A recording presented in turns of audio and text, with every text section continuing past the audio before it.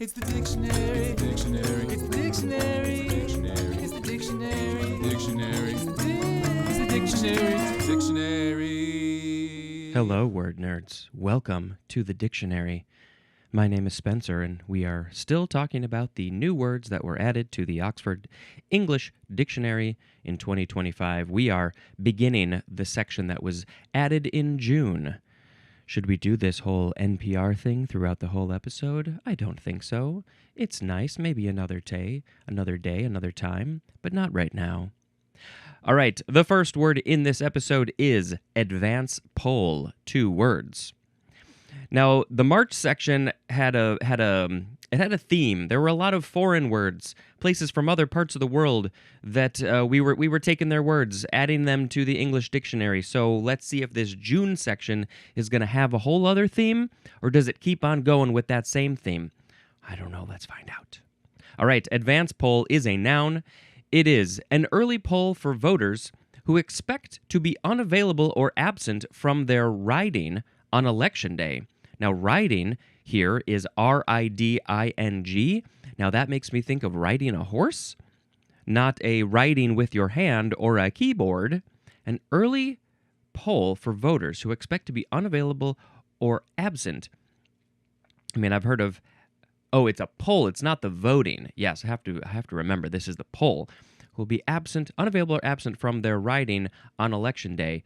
So is riding, the word riding, noun, second form, to be, is that like a type of a poll or something? I don't think I'm familiar with this word. So advance poll, like, hey, I can't do the thing, but I'll do it in advance of the other thing. You could take my opinion. You could poll me on my answers. Who do I think is best to run this government? We'll do it before everybody else. We'll do an advance poll. All right, next we have Anglo-Dutch. 2 words with hyphens. The first with 1 hyphen. There's only 1 hyphen in this situation. The first letters are capitalized. This is an adjective, and it is of belonging to or involving both England or Britain and Holland or the Netherlands. They got 2 names or 2 versions or 2, depending on your context. You're either using England or Britain or Holland or the Netherlands, and anything that involves both of those, that would be Anglo-Dutch. England, Holland, Britain, Netherlands, England, Netherlands, or Britain, Holland. Did I do all 4 options? I think I did. Okay, Anglo-Dutch. Next is anti-alias. A-N-T-I hyphen A-L-I-A-S. Noun. This is in the computer graphics world, and it is a smoothing or blurring process used to reduce distortions, such as jagged outlines or moire patterns, that arise when an image ... Boy, I definitely remember dealing with anti-alias many years ago when I was first learning about Photoshop in the computers. Geez, this must have been in the 90s. Yeah, I think this would have been in the 90s when I was learning about it. Let's see. It smooths out jagged stair-step edges on digital images by blending pixels with intermediate colors to create the illusion of a continuous curve or diagonal line. And so when you look up pictures of this, you will see that regular, just aliasing without the anti-aliasing, it's a very hard edge when you zoom in on those pixels. But anti-aliasing will add some. It'll either change the pixels, change the color or the shade of the pixels on the edges to be more smooth, makes it look a little bit nicer, I think, or it's adding other pixels to smooth that out. So if it goes from black to white, it's going to add some shades of gray in there, and it's kind of a funny. I don't know the reason why we're using the word aliasing, and then anti-aliasing is the opposite of that. And so I think when I was young, I was confused, like, well, if it's anti, then we're getting rid of the thing. I always mixed the 2 up. I couldn't remember which was which. Just that anti-word prefix threw me off. I wonder if this says, like, where does the word come from? Why are we using the word alias? This process combats aliasing, which is the jagged appearance of smooth shapes on a pixelated screen, and becomes more noticeable at lower resolutions. Yeah, I'm sure the aliasing, that word is, I'm sure there's some good reason, but I don't know what it is. So now we got to move on to the verb form of anti-alias, transitive and intransitive. In computer graphics, to smooth or blur an image or its constituent pixels when displayed on a screen, to subject, blah, blah, blah, ... to subject to an anti-alias. So we gotta anti-alias our image when it's looking so jaggedy and stair-steppy, and let's throw an anti-alias on there, and then we'll use this one, anti-aliased adjective, will describe our image as an anti-aliased image. In computer graphics of an image or its constituent pixels, that's the context, it is given a smoothed or blurred appearance when displayed on a screen, subjected to anti-alias stuff. It's an anti-aliased image when it's got the anti-aliasing on it. And then we will go on to the last of these related words, which is anti-aliasing. It is a noun. In computer graphics, that's the context. A smoothing or blurring process used to reduce distortions such as jagged outlines or moire patterns that arise when an image ... Yep. I think that is the same definition as just regular anti-alias, which was also a noun. Do you understand what this concept is now? I hope you understand. I hope you get it. Okay, now we are moving on to the word apologizing. This is the adjective. So there's the action, the act of apologizing, but this is the adjective. So you're describing something as maybe a person, as an apologizing person, which does seem like maybe this is a bit of a newer usage of this word. Maybe not that new, but it's new enough or is popular enough that it's gotten added to the dictionary. So this is that acknowledges or expresses regret for an offense, mistake, failure, or flaw. And maybe people use this like, oh, you are such an apologizing person. You're always apologizing. You're always feeling bad for the things that you did or the things that are out there, even though they're not your fault. You're just always apologizing, so you are an apologizing person. Well, I guess I would be an apologizing person to an extent because I have to apologize a lot, because I screw up a lot. Oh, I'm so sorry. I made a mistake. That's not what I meant to do or say. Sorry. That's the way it went. I'm so sorry. Let's move on. Let's figure out a productive solution to this going forward. Spencer is so apologizing. Next, we have Apolls. Is that how you would say it? Apolls. This is a noun, and it's just apologies. Used an expression of apology or regret. So I guess instead of saying, oh, apologies, sorry, my fault, I did that, that was me, instead of saying apologies, you just say apples. Really? It's an expression of apology or regret. Do people say this? Do those young kids say apples? That's like, what are those other ones? I'm sure we'll come across them here in this new list. We just can't say the whole word. We just got to say a part of it. Okay, next we have archaeophyte. I think that is how it would be pronounced. It is ARCHAEOPHYTE, archaeophyte. Noun. This is a non-native plant species that was introduced and became naturalized in an area a relatively long time ago. A long time ago, parentheses, it says relatively.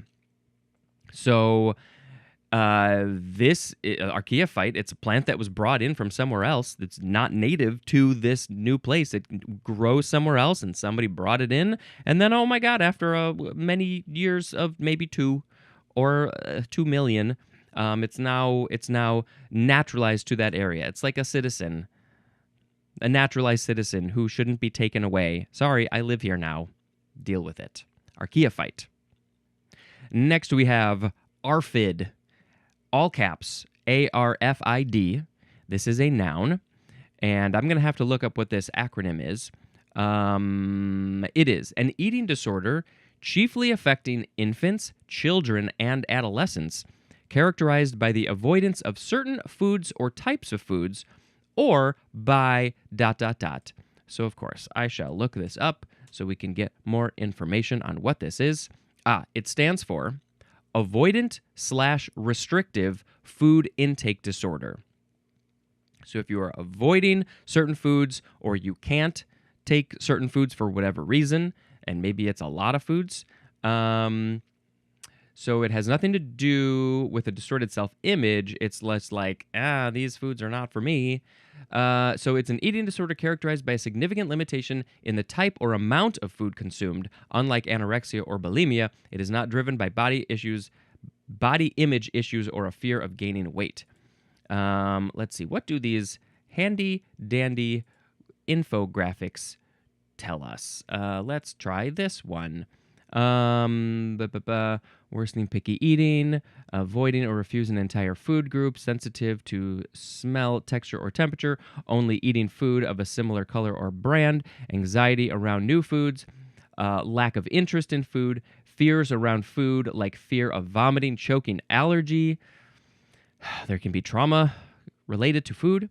Avoid social events. That's all food things. So it's, if any of those connect to you or a child in your life, then you might got the ARFID, what the scientists, the psychologist people are calling ARFID. Okay, next we have aswedumize. Did I just make up a word? No, that's really here. I don't know how to pronounce it. ASWEDDUMIZE. Aswedumize. Aswedumize. Maybe that's how you say it. It's a transitive verb, and it is to prepare for cultivation, and what you are preparing is fallow or disused land, especially for the growing of rice. Where are we using this word? Aswedumize? Aswedumize. The Google didn't like that exactly. Well, it was like, did you mean this word? Which looks related. It's an anglicized term meaning to prepare land for paddy cultivation. That's rice cultivation, a process that involves clearing, irrigating, and leveling the ground. The word originates from the Sinhala word asweduma, which means land recently converted into a paddy field. So that is what it is. That's its final form. It's Pokemon final form. And then, so the action of it, we're going to turn this into English. The action of turning it into that thing is aswedumize. Let's see. So Sinhala. What is Sinhala? Sinhala. I don't know where. Yes, I want the language. Sri Lanka. I think a lot of rice is grown over there in Sri Lanka. Okay, aswedumize or something like that. Next we have attuning. ATTUNING. It is a noun. It is the action or process of attuning something or of becoming attuned to something in various senses of the word attune. Also, an instance of this is an attuning. So what are you attuning yourself to? Maybe just the energy. I'm going to do an attuning myself to the energy in the room. Ooh, it's very electric because there's lots of electricity around me. No, I can't really feel this stuff. I would like to. Anything else? Attune to a social situation. That is definitely something, especially for those people who are a little bit wary of social situations. Maybe they're like, I gotta attune to this. I gotta gradually get used to it. Next we have avo, spelled AVO. You probably know what this is. It's a noun, second form. It's just an avocado. Like some people say avocado toast. Some people probably say avo toast because they can't say the whole word. Give me some avo toast. Avo toast? Avo toast. There was a time I was eating a lot of avocados. I was eating maybe I don't know. I was going through a bunch of avocados, and maybe not every day, but pretty close. Maybe every other day I was eating a half or a whole or whatever, and they're very good and healthy. Then it's like, nah, maybe it just got to be too much. I do like an avocado, especially in a guacamole form, flavored in some way. But I'm okay with just eating. Maybe put a little garlic or something on there. I'm okay with a fairly plain avocado. I became a master at cutting those things up, opening them, getting the pit out, all that stuff. Okay, next we have avurudu or avarudu. Avurudu, avurudu, avurudu-doo-ba-doo-doo-boo. This is spelled A-V-U-R-U-D-U. Avarudu, with a capital A, by the way. A capital A, by the way. It is a noun. It is the first day of the Sinhala and Hindu New Year, occurring on the spring equinox. Also, a period of celebration marking the start of the Sinhala and ... Probably the Sinhala and Hindu New Year. So when? When is this? Let's look up when is Avurudu. Because I don't know when the Sinhalese or Hindu New Year is. This says the Sinhala and Tamil New Year is celebrated annually on April 13th and 14th. That is when they say the New Year is. That's, like springtime. Like, things are really starting to grow and get going. That makes sense as a beginning. But right now, in like, the calendar that the whole world is using has the New Year in the middle of winter. Something seems wrong about that. I don't know. The festivities begin on the 13th with the neutral time, or Punya Kalaya, the period of religious observance and rest between the Old and New Year. The New Year officially begins on April 14th. Okay, did not know about this. It's a festival in Sri Lanka called something like Avurudu. Next we have baby loss. Now this sounds like it could be possibly very depressing. Baby loss. Noun. Yep, it's death of a baby. In later use, specifically during pregnancy or during or soon after delivery, typically in contexts emphasizing the emotional impact of ... I would say the emotional impact of losing the human being that you were growing in your body or getting ready for to be in your life that you have been probably trying for a long time and mentally and physically getting ready for it. And it's your own child, whether it's genetically your child or not. The death of a baby is one of, I'm sure, the worst possible things that somebody could go through. Baby loss. And I think, just from like a mental health standpoint, this term was then created. You are dealing with baby loss. Yeah, my baby died. Thank God I've never had to deal with baby loss. Just cat loss. Okay, next is bag drop. 2 words, noun. It's at an airport. This is a facility where outbound passengers can drop off any checked bags or luggage for transfer to a plane's hold. Also, the action of ... The action of dropping off your bag, maybe?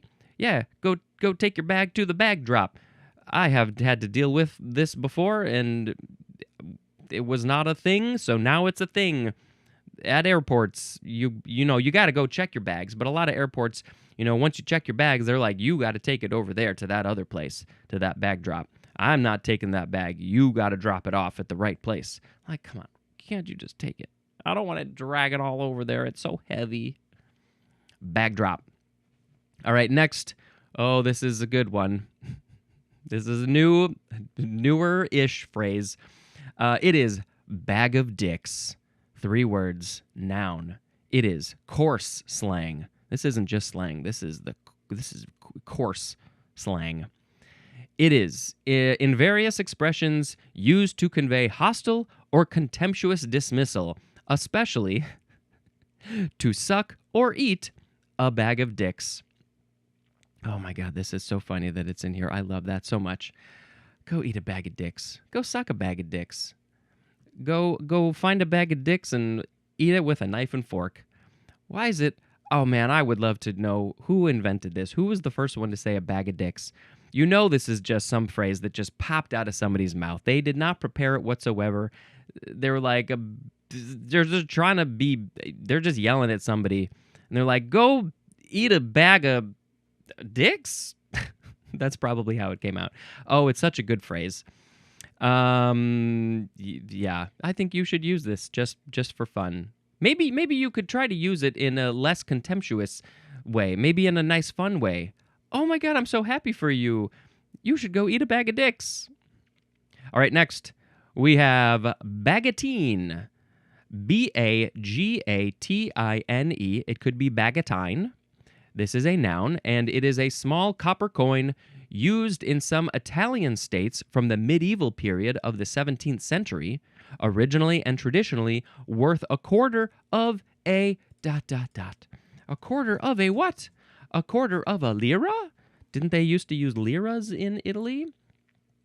It can also be a surname, a last name. I guess there are people with the last name Bagatine. Small coin, or it could also be the name of a racehorse. These are all options. Let's see. Bagatino, I guess, would be another name for the coin.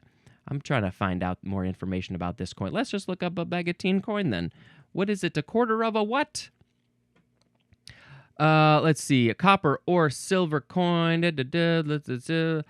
Originating as a small denaro, it was worth a quarter of a quattrino and was most famously minted by the Republic of Venice, where 12 bagatini equaled 1 soldo. The term bagatino can also refer to similar small coins used in other Italian states.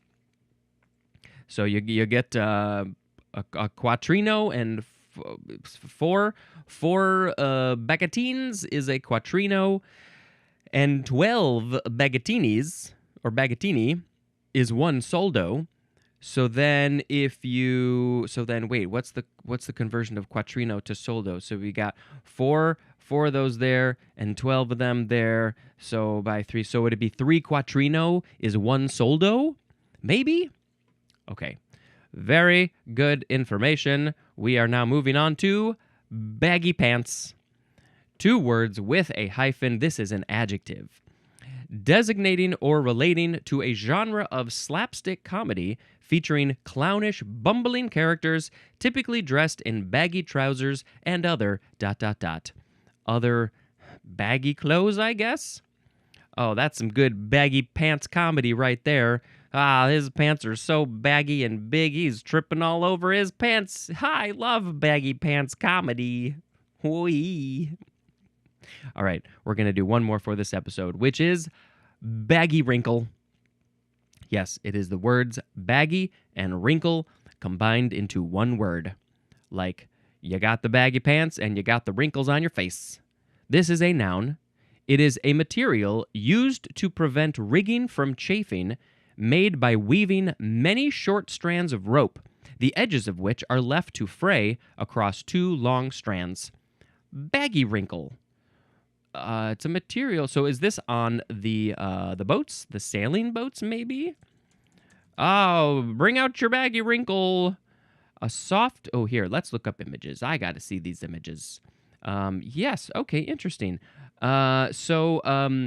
This is just a long fabric. It looks almost like a fur in some of these contexts. That's strung out, I guess. So when like the sails or something are moving along it prevents them maybe from because it looks like it's on a rope. So when the sail or whatever goes against the rope, then it's not going to get worn away because the rope is so rough and coarse. And so they put this softer stuff on there to be like, hey, sail, you're good. You're not going to get worn away.